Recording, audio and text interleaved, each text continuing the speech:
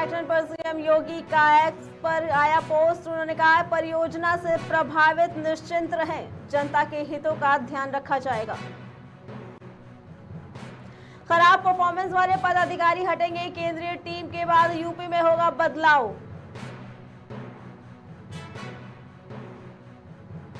साधु संतों से मिले अखिलेश यादव। अयोध्या के साधु संतों से की मुलाकात, अवधेश प्रसाद भी रहे मौजूद। आगरा के एनजीआरपी ने की अमानवीयता की हदें पार। स्टेशन के बाहर सो रहे यात्रियों पर बरसाए थप्पड़। अमरोहा में भीषण गर्मी में लोगों का जीना बेहाल, बिजली पानी की किल्लत से लोग परेशान।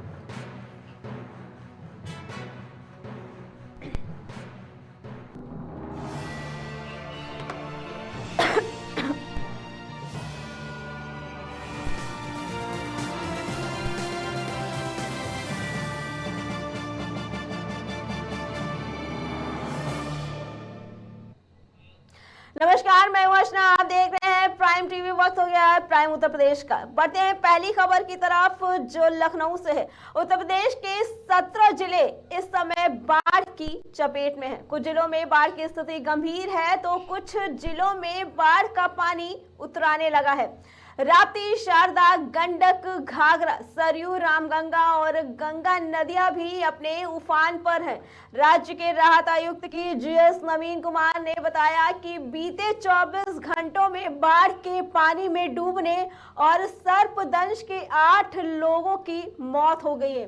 वहीं मानसून पर सब्जियों की महंगाई ने भी मार लेकर आया है। आपको बता दें कि कई सब्जियां ऐसी हैं जिनकी कीमत में एक महीने में 2 से 3 गुना तक उछाल आ गया है। सबसे ज्यादा हरी सब्जियां टमाटर, आलू, अदरक और सलजम जैसी कीमतों में काफी वृद्धि हुई है। कई सब्जियां दूसरे राज्यों से आ रही हैं।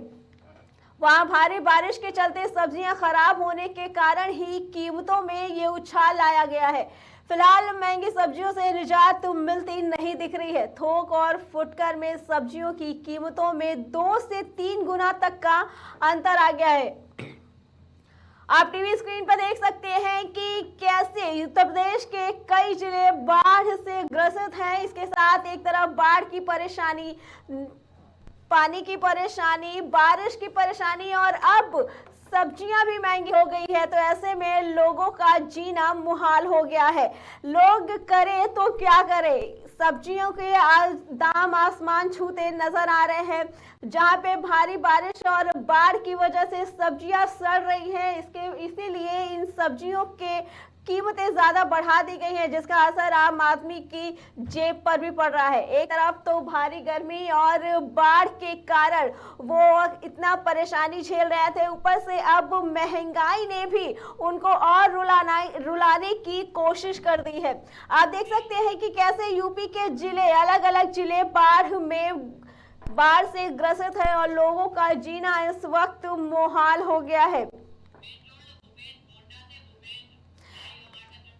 इसी खबर पे हमारे साथ गोंडा से हमारे संवाददाता भूपेन हमारे साथ लाइन पे है। भूपेश जी, भूपेंद्र जी, आवाज आ रही है आपको? जी बिल्कुल। भूपेंद्र जी, क्या कहना है आपका, ये बताइए। एक तरफ बाढ़ है, दूसरी तरफ बारिश और उसके बाद अब ये महंगाई, लोगों का एकदम जीना मुहाल हो गया। क्या कह रहे हैं वहां के लोगों का? देखिए बिल्कुल, देखिए जिस तरीके से जो है उत्तर भारत में बरसात हो रही है और विभिन्न बैराजों से जो है घाघरा नदी और चाहे वो सरयू नदी हो, लगातार जो है पानी छोड़ा जा रहा है। अगर बात की जाए घाघरा नदी को लेकर तो घाघरा नदी जो है फिर अब जलस्तर बढ़ना शुरू हो गया है, क्योंकि कल अगर देखा जाए तो 80 सेंटीमीटर घाघरा खतरे के निशान से नीचे चली गई थी। लेकिन अगर आज की बात की जाए तो आज सुबह लगभग 8 बजे के टाइम खतरे के निशान महज 50 सेंटीमीटर ही जो है नीचे रह गई थी। तो इसलिए बात ये लग रही है कि जिस तरीके से जो है जो है बाहर विभिन्न बैराजों से पानी छोड़ा जा रहा है, तो जो बांध से सटे लोग हैं, जो बांध के किनारे गांव हैं, वो कहीं ना कहीं मुसीबत बढ़ती दिखाई दे रही है। अगर बात की जाए वही जो है इस जो है बारिश को लेकर, तो जिस तरीके से लोग अभी तक तो पानी से परेशान थे, क्योंकि लोगों को घरों में पानी घुस गया था, लोगों को रहने के लिए ठिकाना ढूंढना पड़ रहा था, अपने सुरक्षित स्थानों पर भाग रहे हैं। वहीं अगर देखा जाए तो सब्जियों में महंगाई जो है जोरों पर हो गई है। जिस तरीके से लोग बाढ़ से परेशान थे, पानी से परेशान थे, जी। अब वो सब्जी की महंगाई से परेशान है, क्योंकि अगर आलू का भाव देखा जाए तो आसमान छू रहा है, चाहे वो प्याज हो या टमाटर हो, जो भी सब्जियां, हरी सब्जियों से लेकर जो भी सब्जियां, वो महंगाई की चरम सीमा क्रॉस करे। ऐसे में जो लोअर क्लास और मिडिल क्लास के लोग हैं, उनके लिए कहीं ना कहीं मुसीबत का सबब बनता ही जा रहा है। प्रशासन का क्या कहना है? बाढ़ के इंतजाम उन्होंने क्या किए हैं, और उसके बाद अब ये जो महंगाई बढ़ी है, इससे कहीं ना कहीं परेशानी तो आम जनता को ही हो रही है। इसमें प्रशासन क्या उनको मुहैया करा रहा है? क्या प्रशासन से उन लोगों को मदद मिल रही है? देखिए, जाहिर सी बात है, जिस तरीके से महंगाई बढ़ रही है तो जाहिर सी बात है जो समस्या होगी वो जनता की होगी। लेकिन जिस तरीके से प्रशासन पहले लापरवाही में दिखाई दिया, जिस तरीके से पहले बाढ़ आई, जो पहले चरण में गोंडा में बाढ़ आई, तो प्रशासन कई लापरवाहियां सामने आई। लेकिन अगर अब बात की जाए तो पहले की अपेक्षा प्रशासन ने अपने सुधार की है, और जो बाढ़ से त्रस्त लोग हैं उनके उचित जो है स्थानों पर रहने की व्यवस्था करवा रहा है। और जो बाढ़ में लोग फंसे हुए थे, जो जानवर फंसे हुए थे, उनके लिए चारा भूसी का इंतजाम भी किया जा रहा है। क्योंकि अगर देखा जाए तो जो चारा भूसा की व्यवस्था है वो बराबर गाड़ियों से अब इस समय जो है एल्गिन चरसड़ी रिंग बांध पे पहुंचने लगा है। ठीक है, जिन लोगों के घर इस बाढ़ में डूब गए हैं, उनके रहने के लिए क्या इंतजाम किए गए हैं? देखिए, उनके रहने के लिए प्रशासन की तरफ से तो अभी पुख्ता इंतजाम कोई नहीं किया गया है, क्योंकि जिनके घर डूब गए हैं वो अपने वही बांध पे आकर के तिरपाल तान करके और अपना जीवन किसी तरह से यापन कर रहे हैं। लेकिन अगर प्रशासन की तरफ से देखा जाए तो उनके रहने के लिए अलग या कहीं अलग कोई उचित व्यवस्था नहीं कराई गई, क्योंकि जब बाहर से निकल के लोग आते हैं, जब नाव के सहारे आते हैं, कुछ लोग तैर के भी आते हैं, अपनी गृहस्थी उसी बांध के ऊपर लगाकर और तिरपाल लगाकर किसी तरह से छोटे ननिहाल बच्चों के साथ अपना जीवन यापन कर रहे हैं। लेकिन प्रशासन की तरफ से अभी तक उनके रहने के लिए उचित व्यवस्थाएं कोई नहीं की गई हैं। तो क्या इसके लिए बात की जा रही है अधिकारियों से? क्योंकि जो बताया जा रहा है कि अधिकारियों की तरफ से तो यही बताया जा रहा है कि सारे इंतजाम किए जा रहे हैं, बाढ़ से लोगों को सुरक्षित स्थान पर पहुंचाया जा रहा है, उनके खाने पीने का इंतजाम किया जा रहा है। तो क्या ये सारी चीजें सिर्फ बातें ही हैं उनकी? जमीनी हकीकत पे वो लोग कुछ नहीं कर रहे हैं? देखिए, जमीनी हकीकत तो यही है। बाकी सोशल मीडिया प्लेटफॉर्म पे तो कई तरीके के तस्वीरें बराबर वायरल हो रही है।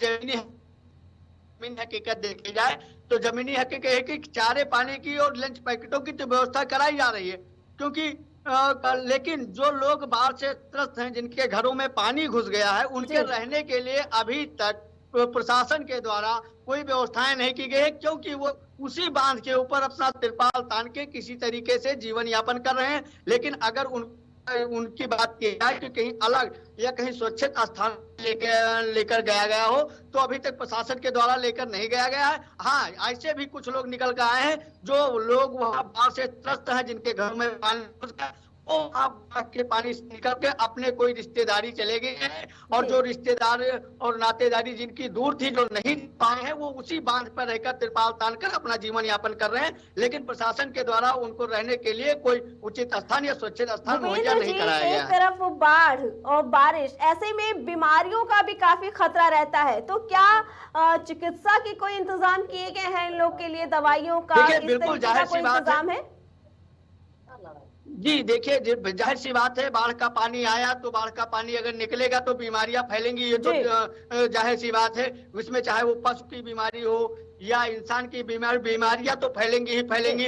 जिस तरीके से बाढ़ का पानी निकला है और जिस गांव से बाढ़ का पानी निकल गया है, उसमें अब कहीं ना कहीं बीमारियों का खौफ मंजर देखने को मिलेगा, जिसके लिए जो स्वास्थ्य विभाग है वो एक्टिव तो दिखाई दिया है, दवाई वितरण भी हो रहा है। लेकिन जिस तरीके से कहीं ना कहीं जिस तरीके से बाढ़ का पानी गांव में घुसा था और उसके बाद अब निकला है, जिस तरीके से बीमारी फैलने वाली है या फैलेगी, वो कहीं ना कहीं एक जो वहां की जनता है उसके लिए मुसीबत का सबब बनता जा रहा। फिलहाल स्वास्थ्य विभाग की तरफ से टीमें लगाई तो गई हैं, लेकिन जो टीमें लगाई गई हैं वो अभी सुचारू रूप से, अभी ढंग से, जिस तरीके से उनको एक्टिव होना चाहिए उसी तरीके से एक्टिव नहीं दिखाई दे रहे, क्योंकि कई ऐसे गाँव हैं जिस गाँव से बाढ़ का पानी निकल गया है, लेकिन वहां तक अभी तक दवा का छिड़काव भी नहीं कराया गया है, बस वही लेके आते हैं, एक एक टेबलेट गांव में बांट देते हैं। उसके बाद स्वास्थ्य टीम अपने द्वारा फॉर्मेलिटी पूरी करके और अपने स्थान पे वापस चला जाता है। लेकिन जो बीमारियां फैलेंगी, जो बीमारियां गांव में दौड़ेगी, उससे कहीं ना कहीं जो आम जनता है,